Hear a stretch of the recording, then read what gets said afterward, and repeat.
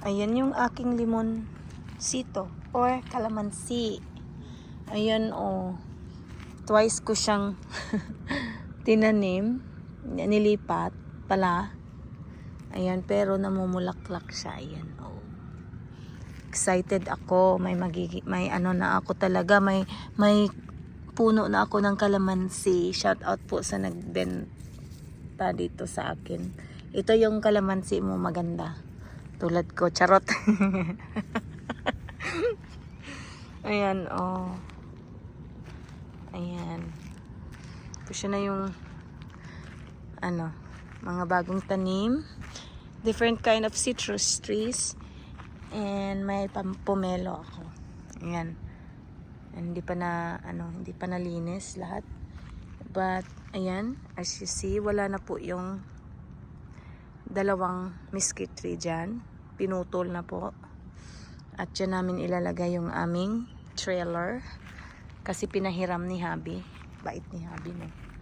Pinahiram niya yung trailer namin sa aming painter. Na walang place na matulugan. At kailangan niyang alagaan yung nanay niyang may sakit na cancer. But suddenly, nag-passed away na.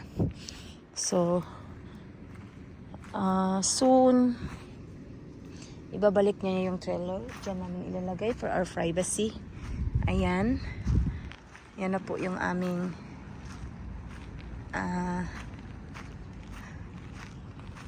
barbecue place. Charot. Ayan. Tapos pinalinis ni Happy yung garden ko. So, ayan. Malinis na siya. And ready to plant.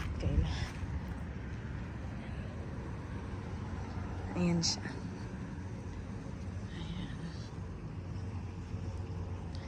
Ayan.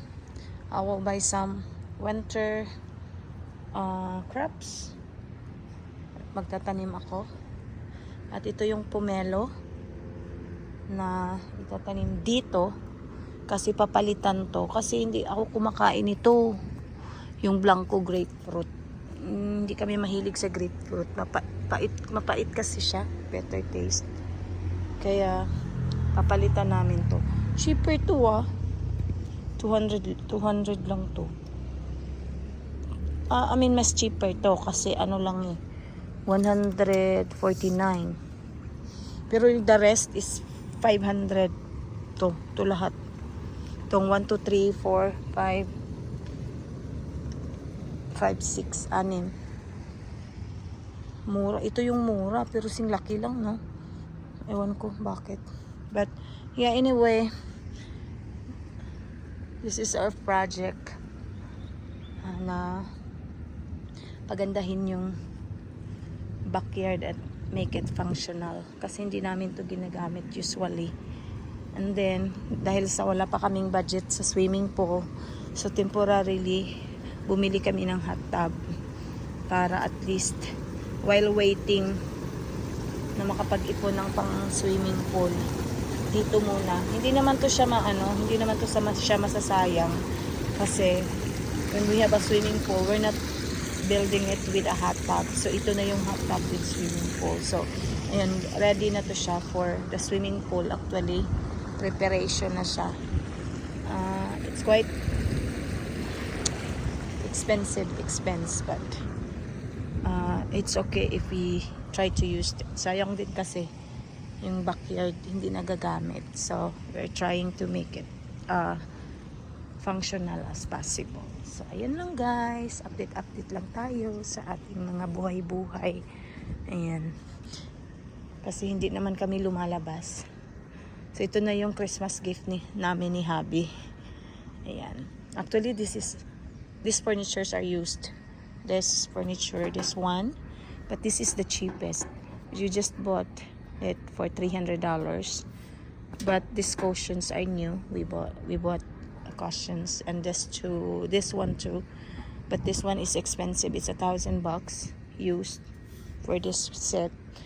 And new cushion, we bought a new cushion because we don't like the old one that comes with it. Sure. Yeah.